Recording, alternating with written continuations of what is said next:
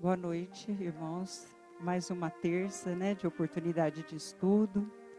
Para hoje, a nossa palestra está a cargo do Luiz Antônio, que dispensa maiores apresentações, mas que particularmente sou fã e tenho imensa gratidão por todo o ensinamento que ele tem transmitido para nós ao longo desses anos. E então vamos todos juntos, orar para mais essa noite de bênção. Senhor Deus, Pai querido, te agradecemos imensamente, Senhor, por termos em nossas vidas o Espiritismo, as lições que tanto vêm nos amparar, nos esclarecer, nos consolar. Que nós possamos nessa noite reabastecermos o nosso ânimo, a nossa coragem, o nosso conhecimento, com todas essas palavras de consolo e no nosso dia a dia colocarmos em prática, porque com certeza encontraremos a felicidade tão almejada por todos nós. Envolva-nos, Senhor, nestes instantes. Abençoe a cada um de nós, que possamos encontrar aqui o pão espiritual de que todos nós procuramos e necessitamos. Abençoe, Senhor, o orador da noite, envolvendo, amparando o Senhor. E que as suas bênçãos se derramem sobre cada um de nós, nesses instantes, e igualmente de retorno aos nossos lares. Que a sua paz proteja a cada um de nós, hoje e sempre, e que assim o seja. Meus irmãos, que o Senhor Jesus nos abençoe a todos. Naquela tarde, Jesus se dirigiu à casa de Simão Pedro. E muitas pessoas então acorreram à casa do discípulo. Muitas pessoas começaram a adentrar a casa, e depois que estivesse repleta, as pessoas começaram a envolver a casa de Simão, como um verdadeiro anel humano. As portas e janelas abertas, e lá dentro, Jesus, como sempre, interessado em consolar e esclarecer a criatura humana, começou a falar. Discorreu sobre o reino dos céus, sobre o amparo e a proteção de Deus, o nosso Pai. Ensinou a respeito do amor ao próximo, da dedicação que necessitamos de um para outro. E quando o mestre falava, um homem cego se aproximou e, prostrando-se no chão diante do Senhor, rogou: Senhor, tende piedade de mim, Senhor, que eu possa ver. E Jesus, diante da súplica daquele homem, estendeu as mãos, tocou levemente os olhos daquele homem, e ele, a partir daquele momento, pôde ver. A luz intensa quase o cegou. Ele colocou as mãos sobre os olhos e a pouco e pouco foi retirando para vislumbrar a claridade e as cores da vida. Profundamente agradecido e em lágrimas, ele beijou as mãos do Senhor e se foi. Jesus continuou atendendo, falando com amor a todos que ali estavam. E de repente uma mulher igualmente se apresenta a Jesus, abre a capa que lhe cobria o corpo e expõe as primeiras feridas da lepra que estavam surgindo. As pessoas que estavam próximas afastaram-se com medo do contágio, mas Jesus a recebeu com o mesmo carinho de sempre. E ela então suplicou: Senhor, me ajuda, Senhor. A doença começa a carcomer o meu corpo. Tende piedade de mim. auxilia-me, Senhor.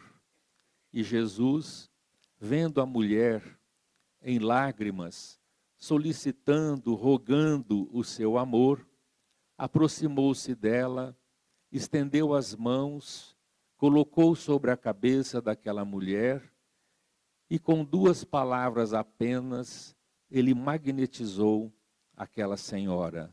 "Sê limpa." A mulher estremeceu e naquele instante a cura instantânea se efetuou. As feridas desapareceram uma a uma. Em lágrimas copiosas, a mulher igualmente tentou arrojar-se aos pés do Senhor para agradecer, mas ele a soergueu. E ela então beijou-lhe as mãos e feliz foi-se embora também. As pessoas que ali estavam comentavam entre si: ele só pode ser o Messias prometido. Que homem cura um cego? Que homem cura uma mulher leprosa? Ele, sem dúvida, é o Messias. E de repente começou a ouvir lá fora também um pedido e um auxílio. Um homem lá começava a gritar: Senhor, tem piedade de mim. Ajuda-me, Senhor. Senhor, tem piedade de mim. E o homem gritava ansiosamente, rogando o auxílio do Mestre. E Jesus continuou falando, orientando, assistindo as pessoas que lá estavam. Então, no desespero daquele homem de querer ser curado, ele estava em uma espécie de maca. Os familiares ali o ajustaram porque ele era paralítico. E então amarraram com cordas, levantaram aquela maca em cima do telhado da casa de Simão Pedro. Abriram o telheiro e lá de cima começaram a descer aquele homem que tanto sofria. De repente, ele foi baixando, as pessoas próximas afastaram e aquele fardo de dor, de aflição, pousou no chão. E ele suplicou: Senhor, eu não posso andar. Tem piedade de mim, Senhor. Me ajuda. Eu sei que o Senhor pode, porque vem da parte de Deus. Suplicou novamente e Jesus então estendeu as mãos, tocou a cabeça daquele homem sofredor e disse para ele: levanta-te e anda. Ele foi auxiliado pelas pessoas próximas, levantaram-no de pé e ele começou a buscar o equilíbrio para permanecer de pé. Ensaiou o primeiro passo com muita dificuldade, o segundo, e de repente estava andando. Em lágrimas, agradecido eternamente, ele igualmente beijou as mãos do Senhor e se foi. Jesus continuou atendendo a todos que ali estavam, derramando bênçãos com a sua palavra amiga e com o seu magnetismo. De repente, Simão Pedro olhou para Jesus, olhou para aquela multidão que ali estava e teve piedade do Senhor. Então, ele pensou: Jesus é como se fosse uma pequena ilha no mar das necessidades humanas. Ele precisa descansar, ele precisa repousar.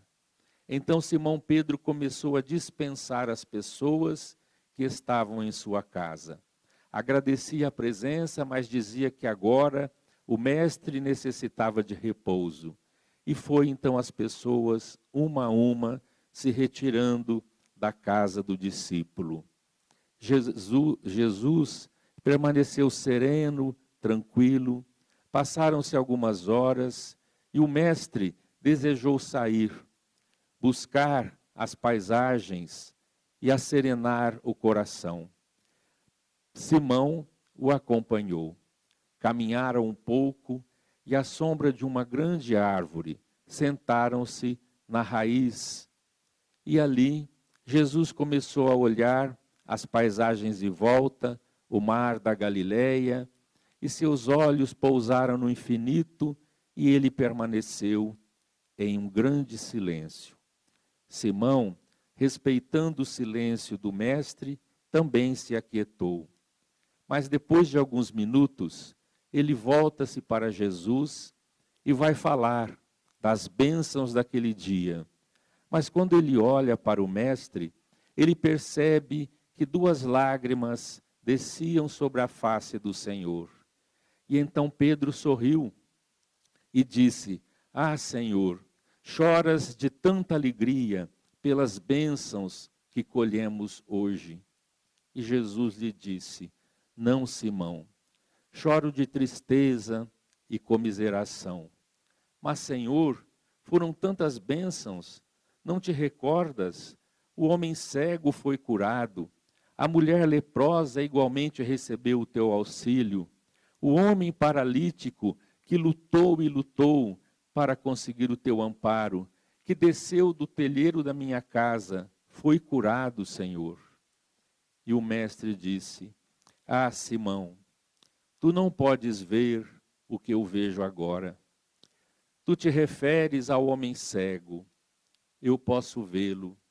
Está em jogatina, gastando todos os seus recursos e quer aproveitar a vida.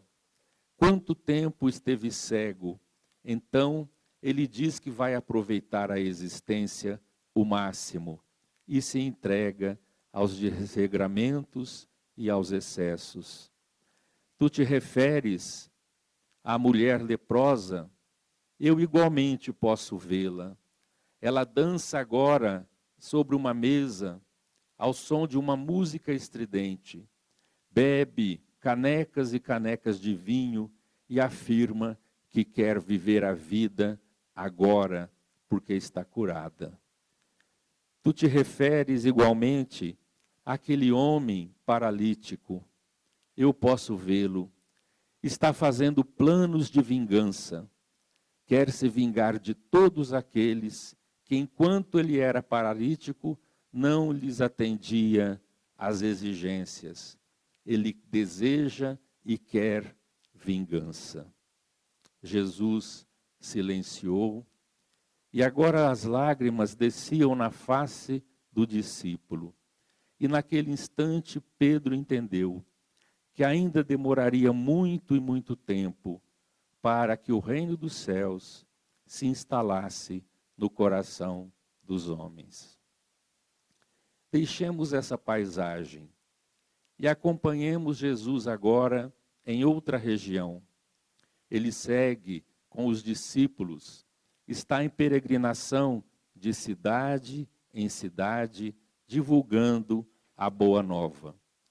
Entraram em uma pequena cidade e ali a multidão o aguardava. Sabiam que ele passaria por ali e todos desejavam também ouvir o Messias e rogar as suas bênçãos. Ali, entre a multidão, estava uma jovem paralítica, acomodada numa espécie de cadeira improvisada, e ela esperava ansiosamente a presença de Jesus. O mestre então começou a passar entre a multidão, derramando bênçãos, auxiliando, e ela, paralítica, esperava, porque Jesus, como havia curado tantas pessoas, iria curá-la igualmente, e ela voltaria a ter os movimentos da vida. Aguardou ansiosamente. E Jesus, quando se aproximou da jovem, olhou para ela profundamente, parou à sua frente, um sorriso leve desenhou-se em sua face e ele prosseguiu. Pedro estava junto com ele e viu o olhar daquela jovem, a ansiedade que ela estava, o desejo da cura para viver a vida. Mas Jesus simplesmente caminhou e prosseguiu. Depois de alguns passos, Simão ao lado dele, interrogou: Senhor, já curastes tantas pessoas, e eu vi, Senhor, aquela moça esperando a tua bênção, o teu auxílio.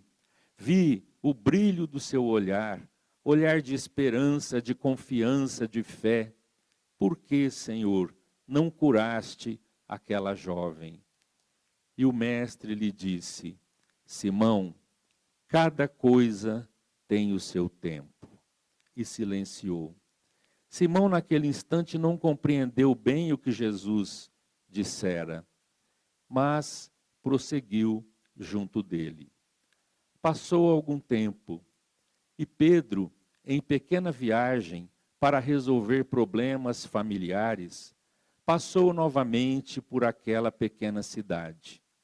E quando ele entrou, ele se lembrou daquela moça jovem que tanto esperou o auxílio do mestre. Caminhou pelo centro da pequena cidade, na praça, e então observou uma pequena multidão em volta de alguém. E esse alguém falava sobre os feitos de Jesus, falava sobre as alegrias da Boa Nova. E ele então se aproximou interessado, porque aquela palavra tinha um magnetismo especial. É alguém que falava não somente com os lábios, mas falava com o coração. Então ele se aproximou curioso e foi varando aquela pequena multidão para ver quem falava assim tão bem a respeito do mestre. Ele então se aproximou e quando conseguiu ver, ele surpreso observou. Era aquela jovem que continuava paralítica e sentada em um pequeno banco tosco. Ela é que falava sobre Jesus. Ela é que cantava as esperanças do reino. Então, Pedro lembrou-se das palavras do mestre. Simão, cada coisa a seu tempo.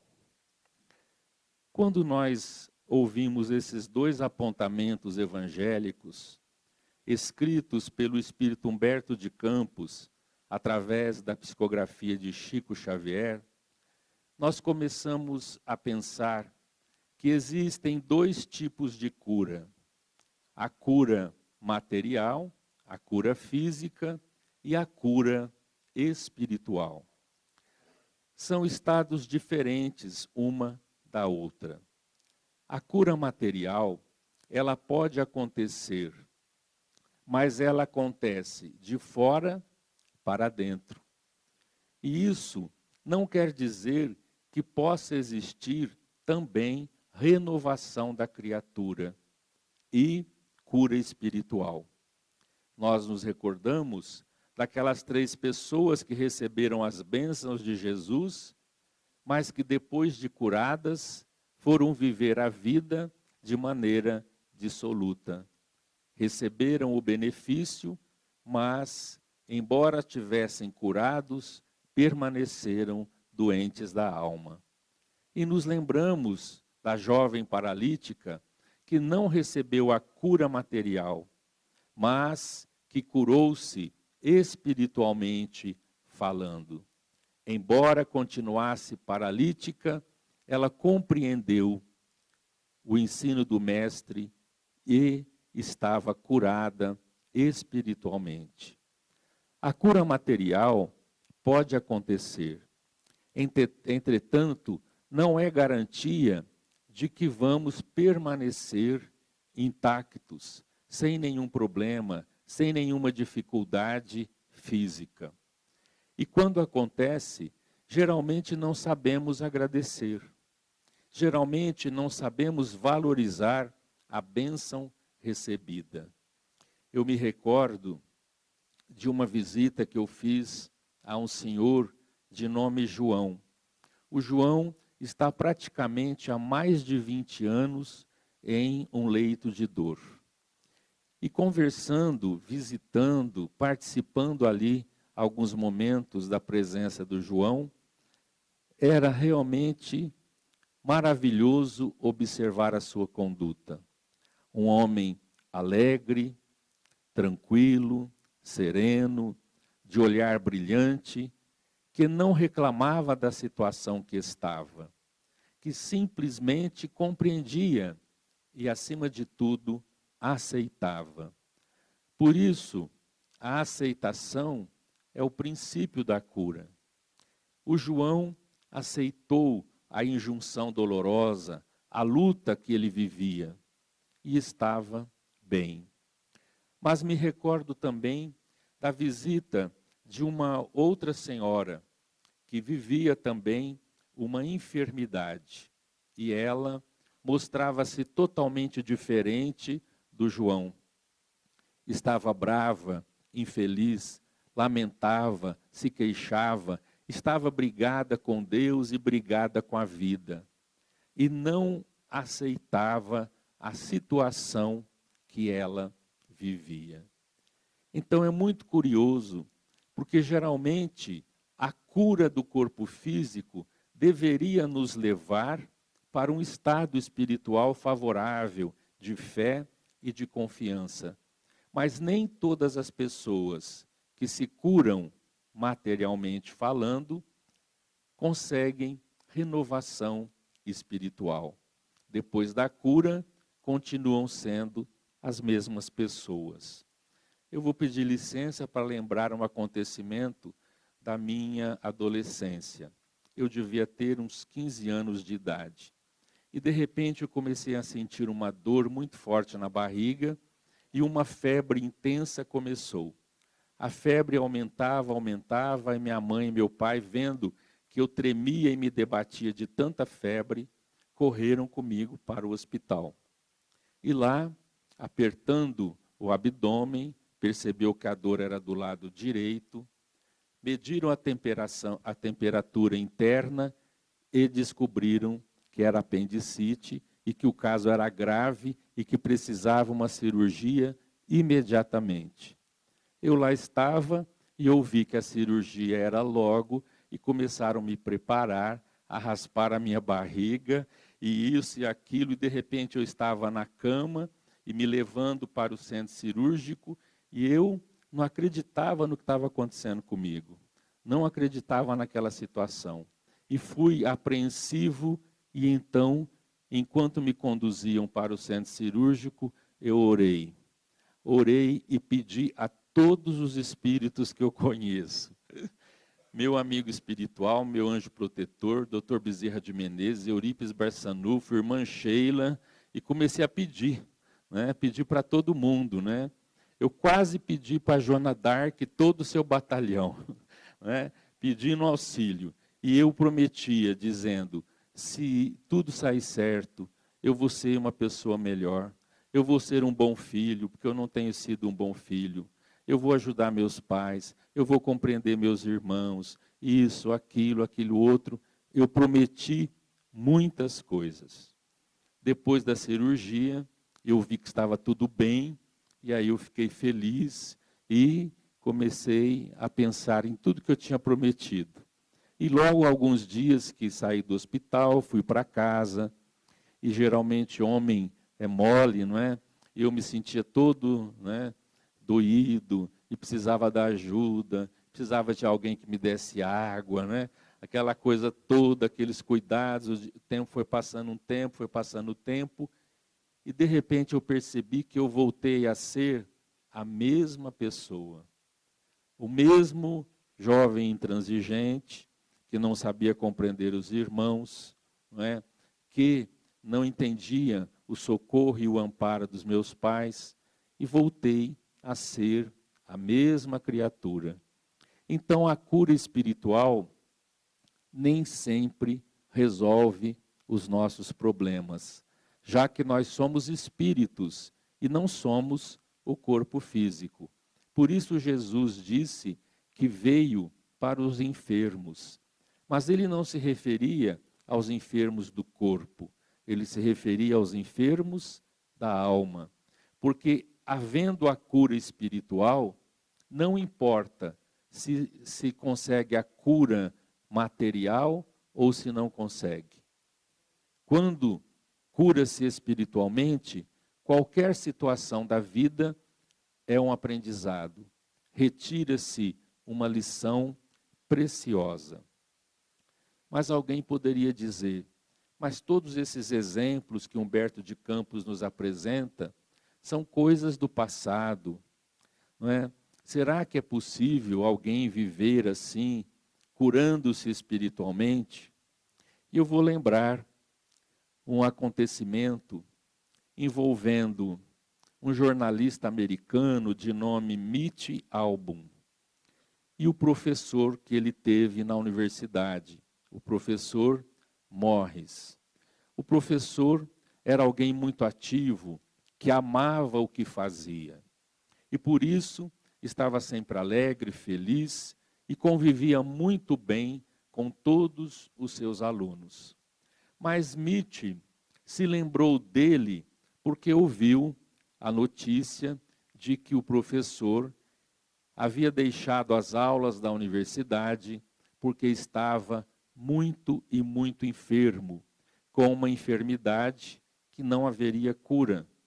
Ele estava em um leito totalmente, praticamente imobilizado. Ficou surpreso com esse acontecimento. Pensou 1, 2 dias e resolveu visitar o antigo mestre. Aprendera com ele na universidade tantas lições preciosas. E então queria agora estar com ele e aproveitar desse homem que sempre foi exemplo de bondade, de amor e de dedicação. Então ligou, pediu autorização para a família e foi visitar o professor. Quando ele lá chegou, era o momento do reencontro. Quantos e quantos anos ele não vira mais aquele mestre. E então ele chegou, se dirigiu ao quarto. Quando entrou para esse reencontro, ele olhou o professor na cama e ficou surpreso, perplexo. Aquele homem vigoroso, ativo, agora estava ali, imóvel, magro, o semblante cansado, e ele então ficou totalmente paralisado, não sabia o que fazer. Foi então que o professor, para quebrar o constrangimento do aluno, chamou-o: vem aqui, Mitch, venha me abraçar, porque eu não posso ir até você. E sorriu gentilmente. Ali nasceu então a amizade mais duradoura. E eles conversaram muito. E ele solicitou, se era possível, ele, uma vez por semana, visitar o mestre. E ele aqueceu. Seria para ele uma alegria se todas as semanas ele pudesse conversar com o aluno. Então se estabeleceu uma data que seria melhor para os dois. Ficou definido então que toda terça-feira ele iria visitar o professor. E cada encontro desse, eles falavam a respeito de um assunto. A primeira vez que ele esteve lá, ele perguntou: professor, como o senhor reagiu quando ficou sabendo que estava doente? E ele disse: foi para mim uma grande surpresa, porque a vida continuou o seu ritmo. E eu pensei, mas eu estou doente, eu estou imóvel nessa cama. Mas a vida continuava. Os alunos iam para a universidade, os professores lecionavam, tudo corria, a vida continuava. Então, isso me deixou bastante pensativo, porque eu entendi que eu não sou nada, que tudo continua normal, porque eu estou doente. A vida não para, as pessoas não param, a vida prossegue. E isso me deixou bastante surpreso. Na outra terça-feira, ele fez a seguinte pergunta: professor, na enfermidade que o senhor está vivendo, qual foi para o senhor a maior dificuldade? E ele respondeu: a maior dificuldade que eu enfrentei foi a minha higiene. Eu sofri muito quando alguém precisou cuidar de mim e fazer a minha higiene. Tive muita vergonha da cuidadora e da minha filha que estavam ali para me amparar. O primeiro dia foi terrível e eu desejei até morrer para enfrentar aquilo tudo. Mas depois eu comecei a pensar, isso vai acontecer todos os dias. E eu preciso me preparar, porque não há outra situação. Eu preciso aceitar isso. E aí ele pensou, e ele então encontrou uma saída. Quando a cuidadora e a filha vinham para fazer a sua higiene, ele fechava os olhos e começou a dizer para ele mesmo: eu sou uma criança. Eu sou uma criança e é hora do banho, e minha mãe está me banhando. Então eu fechava os olhos e voltava para a minha infância, lembrava da minha mãe e esquecia o que estava acontecendo ali, as cuidadoras e a higiene, e lembrava apenas da minha mãe. E isso então me ajudou muito a enfrentar essa dificuldade. E a vida hoje, professor? Como o senhor enfrenta a vida? A vida é um grande espetáculo, é uma maravilha, é obra do Criador. Mas a enfermidade me tornou mais sensível. E eu olho para a vida e vejo como nós, criaturas humanas, não aproveitamos as bênçãos que a vida nos oferece. Vejo lá fora a intransigência, vejo o homem despreocupado com os verdadeiros valores da vida, vejo o homem correndo para lugar nenhum, e vejo a humanidade ainda em guerra. Outro dia, vendo televisão, eu vi a guerra no Oriente, e isso me deixou profundamente triste. Chorei até, pensando naqueles irmãos que viviam uma situação drástica, uma situação de tanta dor, de tantos problemas e aflições. Antes, com o controle da TV em minhas mãos, eu via uma notícia em um canal, mudava para outro, apenas assistia aqueles fatos.